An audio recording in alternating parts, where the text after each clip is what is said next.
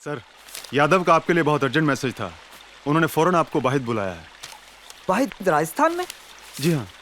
अरे भाई, आजकल तो अपने गुलफाम साहब भी वहीं पर हैं। कहाँ, वाहिद में? हाँ, वहाँ से 4 किलोमीटर की दूरी पर उनके बुजुर्गों की एक हवेली है।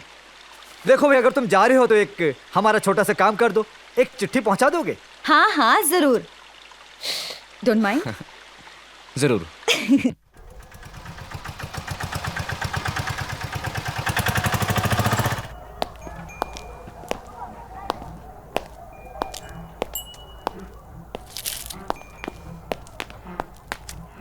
मिर्ची सेठ कहाँ है?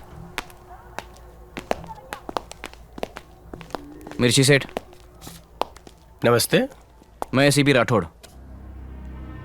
एसीपी राठौड़, मुंबई? इतनी दूर से? हाँ, कुछ काम ऐसे होते हैं जिनके लिए दूर तक जाना पड़ता है। हाँ हाँ, समझा समझा। इसको जानते हैं आप?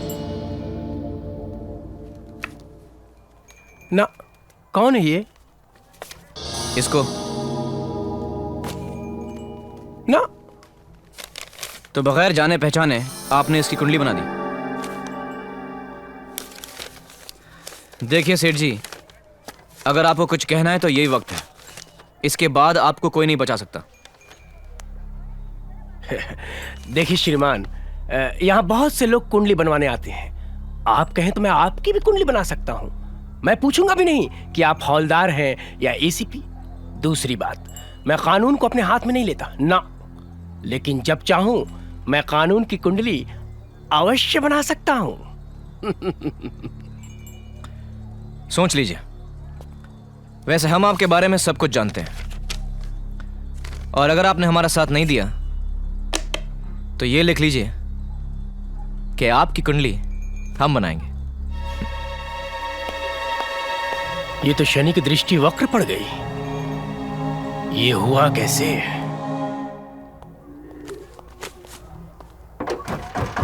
लगता है हम लोग सही रास्ते पे हैं। तुम लोग यहाँ से हिलना नहीं।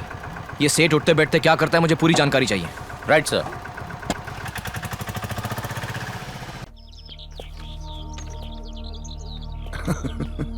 सुभान अल्लाह, सुभान अल्लाह।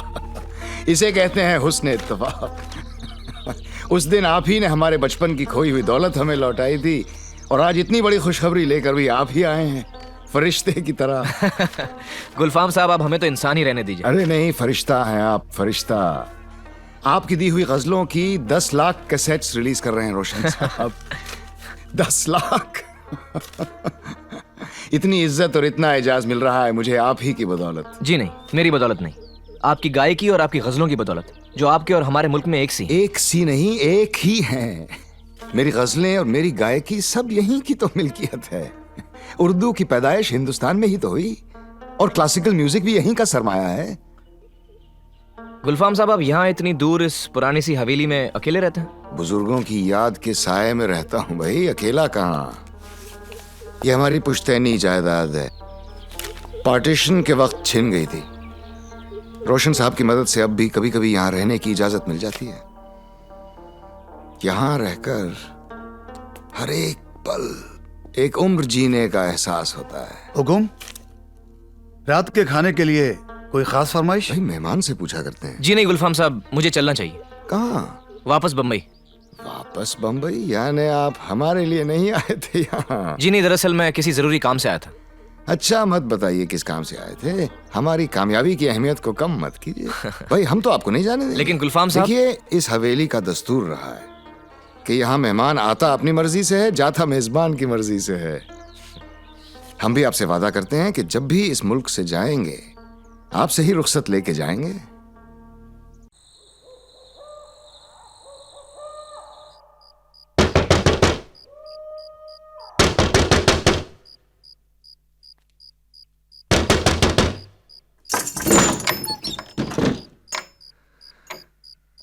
मिर्ची सेठ, इतनी रात गए?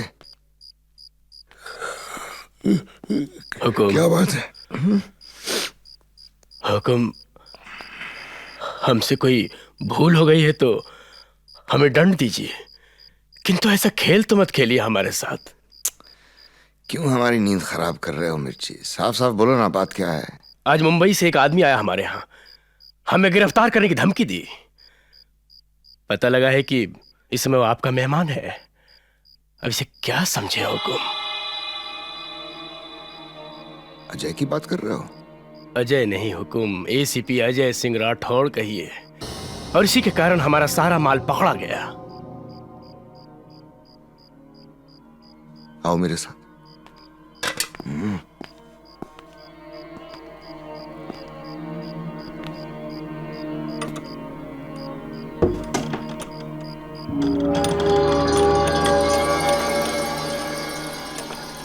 यही है वो इसके बारे में तुम कह रहे हो?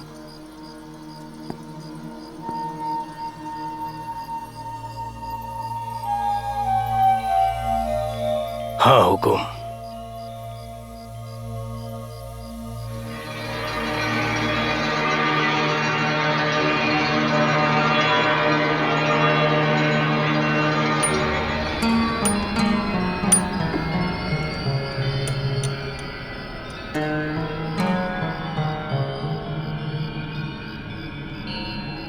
आप कहें तो इसी समय इसे काट कर रेगिस्तान में गाड़ देते हैं। किसी को कुछ पता नहीं चलेगा। नहीं मिर्ची, ये हमारा दोस्त है।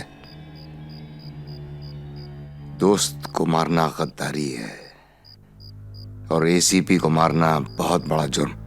और चाहे कुछ भी हो जाए, हम इस मुल्क में कानून के गुनहगार नहीं बनना चाहते। ये किस्सा हमारी दोस्ती से शुरू हुआ था, हम इसे खत्म भी अपनी दोस्ती से ही करेंगे। तुम बेफिक्र रहो, हम इसे संभाल लेंगे। सिंचड़ी सिंचड़ी सिंचड़ी। ए, क्या साहब? किधर था बे इतने दिन? अरे साहब गांव गया था ना, शादी बनाया। बीबी ने बोला लाइन चेंज करो, कर दिया। अच्छा, ए, गलती किया। ये देख, इसमें से किसी को पहचानता है? अरे साहब, मरने के बाद तो आदमी का थोबड़ा ही बदल जाता है साहब। जल्दी बोलना। साहब ये जितने भी चैप्टर है ना, सब के सब विक्टोरिया हाउस में एंट्री एग्जिट मारते थे साहब। Victoria house? वही साहब, संगम बार है ना, हाँ। उसके पास। दोनों ही मुल्कों के लोग आपस में लड़ना नहीं चाहते जनाब। देख साहब, हम तो चाहते हैं कि दोनों पड़ोसी देशों में आपस में प्यार भाईचारा बढ़े। भाई, राजनीति अपनी जगह और कला कल्चर अपनी जगह। जी हाँ, ठीक कह रहे हैं आप। हमारी भी कोशिश रहेगी कि इस तरह की आपसी मुलाकातें और ज्यादा हों। जरूर जरूर, क्यों नहीं। हेलो जी। Excuse me. अरे नमस्कार नमस्कार अरे रोशन जी, कैसे हैं आप? नमस्कार, आशीर्वाद है जी आपका। ये हमारे मित्र हैं, बस आप ही से मिलने आए हैं। आइए आइए। जनरल साहब कैसे हैं? बस खैरियत से हैं। आपको बहुत याद करते रहते हैं। पता नहीं क्यों गुलफाम साहब, उन्हें लगता है कि आप अपनी महफिलों और गाने बजाने के चक्कर में असली काम भूल गए हैं। उन्होंने मुझसे कहा कि आपको याद दिला दूं। याद कि... दिलाने का बहुत बहुत शुक्रिया। आप उनसे कह सकते हैं कि वो इत्मीनान से रहें। गुलफाम को अपनी जिम्मेदारी का एहसास है। जी गुलफाम साहब, आपने उनसे वादा किया था कि अगर मौका दिया जाए तो आप हिंदुस्तान में सैकड़ों वीरन पैदा कर सकते हैं। लेकिन क्या? लेकिन सिर्फ एक वीरन पैदा हुआ है और वो भी ठीक से अपने पैरों पर नहीं खड़ा हो पा रहा। एक्सक्यूज मी सर, एक फोटोग्राफ प्लीज। अभी नहीं, प्लीज। या आप भी ना। देखिए, मेरी पैदाइश यहाँ की है। यहाँ के हालात से मैं आपके जनरल साहब से ज्यादा अच्छी तरह वाकिफ हूँ। जो जंग मैं लड़ रहा हूँ, उन्हें लड़नी चाहिए। आप उनसे कहिए कि कराची के महफूज कमरे में बैठकर बकवास करना बहुत आसान है, और उन्हें इतनी जल्दी है तो वो यहाँ आ जाएं, मैं उनकी जगह चला जाता हूँ। अरे नहीं नहीं गुलफाम साहब, आप तो नाराज हो रहे हैं। हुजूर नाराज मत होइए, जनरल साहब को आप पर पूरा भरोसा है। तभी तो उन्होंने औरों की राय के खिलाफ एक मुहाजिर को इतना बड़ा काम सौंपा है। मैं जरा गुलफाम साहब से मिलकर आता हूँ। हाँ, जाओ भी जाओ। जी, आदाब गुलफाम साहब। आइए आइए अजय साहब, आदाब। इनसे मिलिए, doctor Baig. Hello. Hello, how are you? पेशे से नौकरशाह हैं लेकिन तबीयत से शायर। आज के मुशायरे के लिए खास तौर से कराची से तशरीफ लाए हैं। आप देख रहे हैं वो गुलफाम साहब के साथ खड़े हैं, एसीपी राठौड़। अच्छा, गुलफाम साहब के खास दोस्तों में से हैं। इन दिनों बेचारे क्राइम ब्रांच में सड़ रहे हैं। उनकी पोस्टिंग किसी अच्छी जगह करवा दो ताकि उनकी भी लाइफ बन जाए। भाई मैं समझ गया गुप्ता साहब, कोई कम हो जाएगा। गुलफाम साहब, जब हिंदुस्तान में आपके इतने चाहने वाले हैं तो पाकिस्तान में क्या हाल होता होगा? चाहने वाले तो बहुत हैं सीमा जी, लेकिन हाल ये है कि आज भी हमें मुहाजिर कह के पुकारा जाता है। मुहाजिर, डोंट माइंड, ये मुहाजिर क्या है? मुहाजिर, जब बंटवारे के वक्त यहाँ के मुसलमान अपने वतन की उम्मीद में पाकिस्तान पहुंचे तो वहां के मुसलमान भाइयों ने उन्हें पास बिठाने के बजाय मुहाजिर कह के धुतकार दिया। 50 साल गुजर गए, लेकिन आज भी हम मुहाजिर हैं, पाकिस्तानी नहीं। क्यों बेग साहब, सही अर्ज किया ना मैंने? अरे गुलफाम साहब, कैसी बातें कर रहे हैं आप तो पाकिस्तान का नगीना है।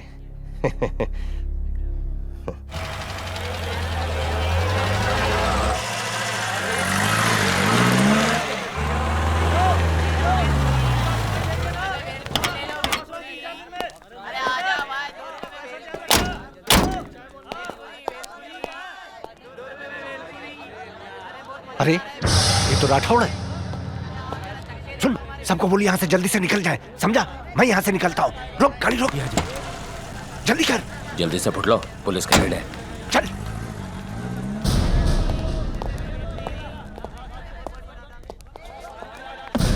अबे पुलिस की रेड है, शिवा को बोल भाग।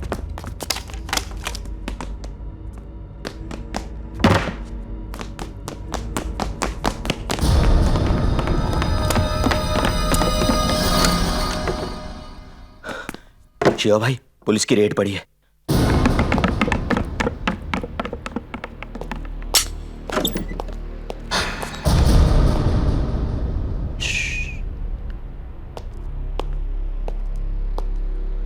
ऊपर से चलते हैं।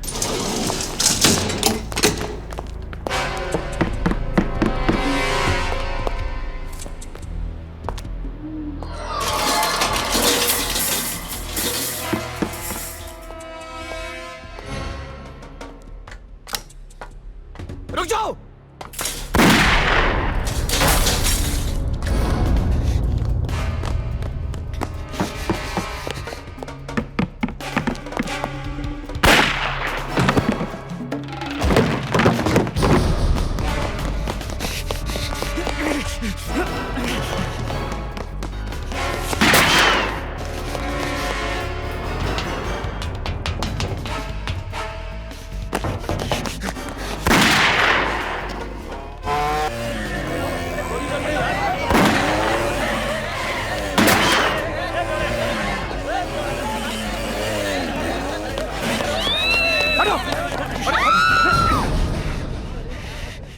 निकल गया साला। कोई बात नहीं सर, ठिकाना तो पता चल गया ना।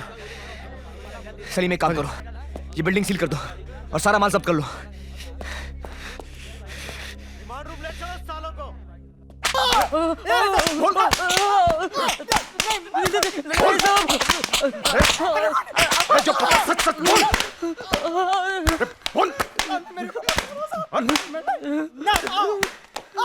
क्या सलीम, कुछ बताएं इन लोगों ने? मेरे को कुछ नहीं पता, मैं तो कल ही मुल्क था। बोलना मैं। मेरा एक्टर हाउस में खाली इलेक्ट्रिक का दुकान है साहब। अपन काम धंधे वाला आदमी है साहब, लफड़े से अपन दूर रहता है।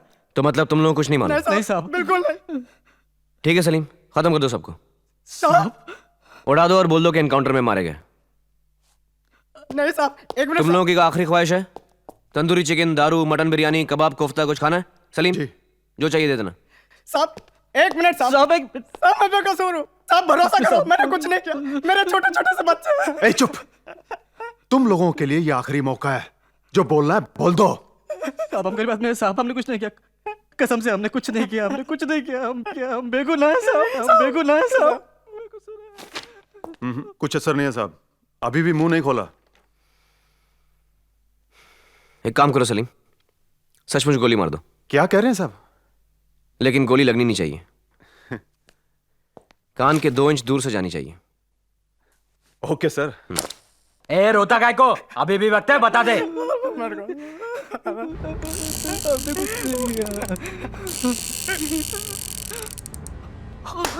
मारो साहब, मत मारो साहब, नहीं साहब, नहीं साहब, मत मारो साहब, नहीं साहब, मत मारो साहब, मत मारो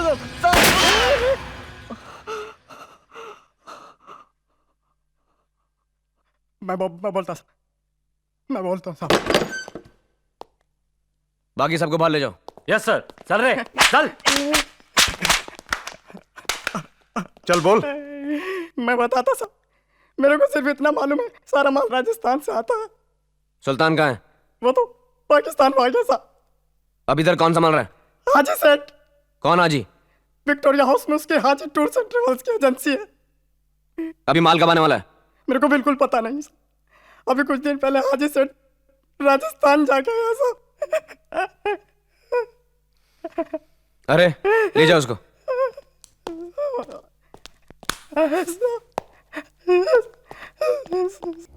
Salim. Yes sir. Bahid phone करके यादव से बोलो कि राजस्थान से इंटेलिजेंस ब्यूरो की मुझे डेली रिपोर्ट चाहिए जी। और पता करो ये हाजी कौन है। हाँ जी। और नजर रखो उस पे, दिन रात 24 घंटा। लेकिन जब तक मैं कहूं नहीं उसको अरेस्ट मत करना। Okay sir.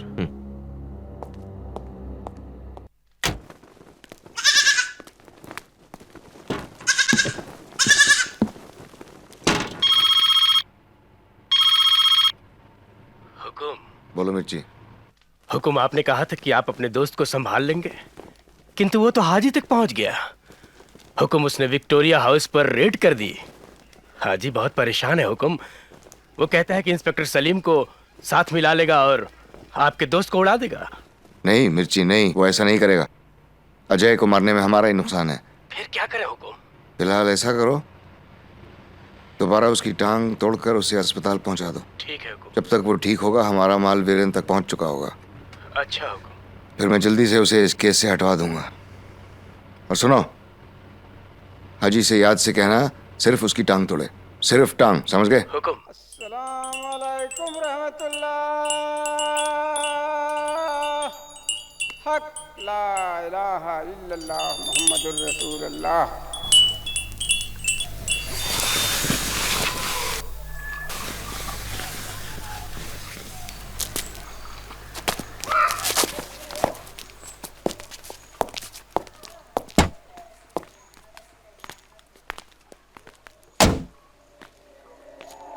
अस्सलाम वालेकुम सलीम मियां। वालेकुम सलाम। कहिए। क्या कहें सलीम मियां, ये देखकर बहुत तकलीफ होती है कि अपना एक मुसलमान भाई एक काफिर का साथ दे रहा है हम लोगों के खिलाफ। मुसलमान, मुसलमान का मतलब समझते हैं आप? हाँ, जी हाँ, इस्लाम को मानने वाला। सिर्फ यही नहीं, मुसलमान का मतलब है मुसल्लम ईमान, यानी जिसका ईमान हर हाल में पूरे का पूरा कायम है, जिसका ईमान चट्टान की तरह मजबूत है और शबनम की तरह पाक है। कहिए, है आपके पास ऐसा ईमान? बात करते हैं मुसलमान की। देखो सलीम मियां, आप बात को खामा खां उलझा रहे हो। हमारा तो उसूल है कि जियो और जीने दो। यही बात हमने आपके एसएपी राठौड़ साहब को भी समझाने की कोशिश की थी। 5 लाख तक देने को तैयार थे हम।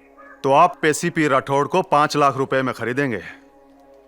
फिर तो आपने मुल्क की कीमत भी लगा ली होगी। कितने में बेच रहे हैं आप अपने मुल्क को? देखो सलीम मियां, हम धंधा करते हैं और धंधे में हमारा उसूल है कि किसी का हक नहीं मारते, और खास तौर से अपनों का तो बिल्कुल नहीं। देखो, आप और मैं हम मजहब हैं, आपस का मसला है, आपस में ही सुलझा लेते हैं। ठहरो, मुझे तुम अपने साथ बिल्कुल मत मिलाओ, क्योंकि मैं तुम्हारी तरह नहीं हूं। तुम मुल्क फरोश हो, गद्दार हो तुम।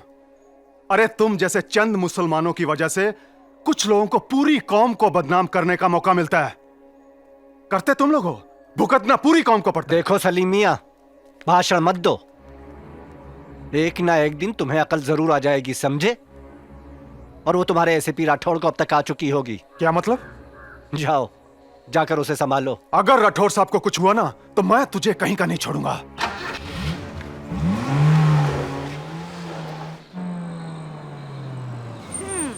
डोंट माइंड, कैसे करती हूँ मैं ड्राइव। बिल्कुल सही सलामत पहुंचे हो घर। Thank you. मुझको तो सही सलामत पहुंचा दिया, लेकिन उनका क्या जो रास्ते पर घायल पड़े। अजय!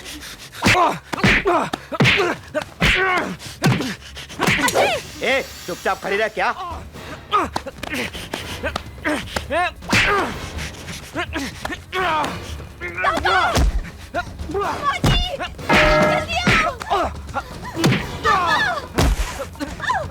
अरे उसे बचाओ, मत मारो मेरे बेटे को, मत मारो मेरे बेटे को, अरे उसे बचाओ, कोई उसे बचाओ, मत मारो उसे। हट।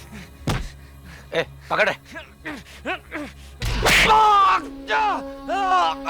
अरे तो तुम पुलिस को फोन करो। रुको। दो। क्यों मार रहे हो तुम लोग? छोड़ दो उसे। अरे क्यों निकलो यहाँ से, पुलिस आ गई।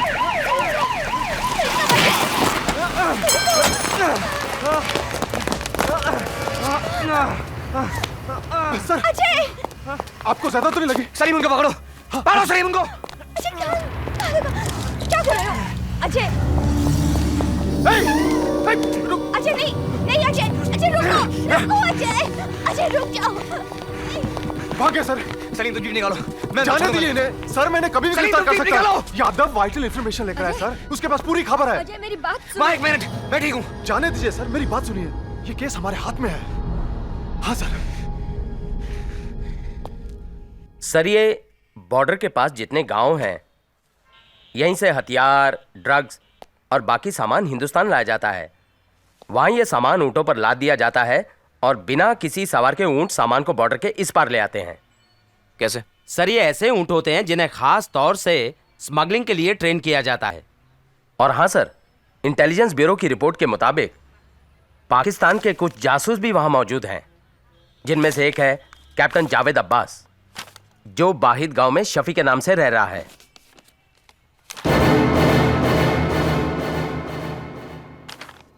और ये दूसरा है मेजर असलम बेग,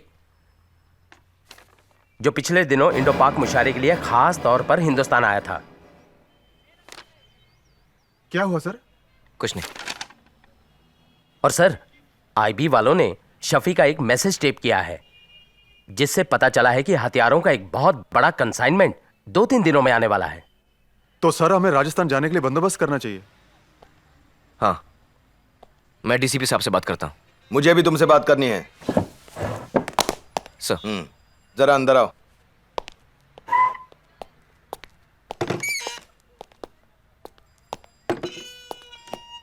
पैर में क्या हुआ? कुछ नहीं सर। देखो राठौड़, अगर तुम्हें यह केस हैंडल नहीं करना था मुझसे कहते, मैं तुम्हें अच्छी पोस्टिंग पे लगवा देता। ये आप क्या कह रहे हैं सर? ठीक कह रहा हूं।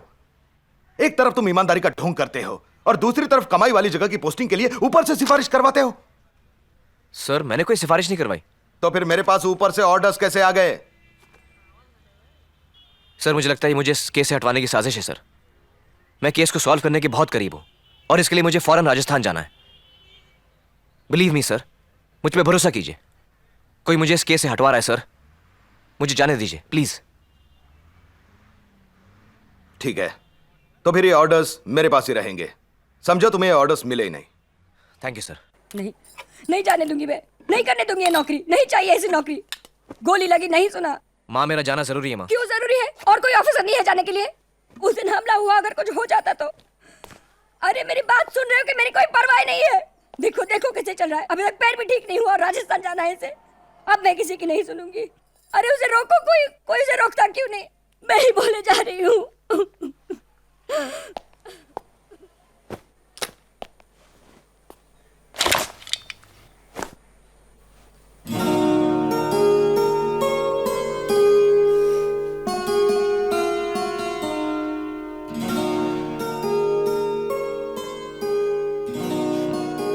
Don't mind. अजय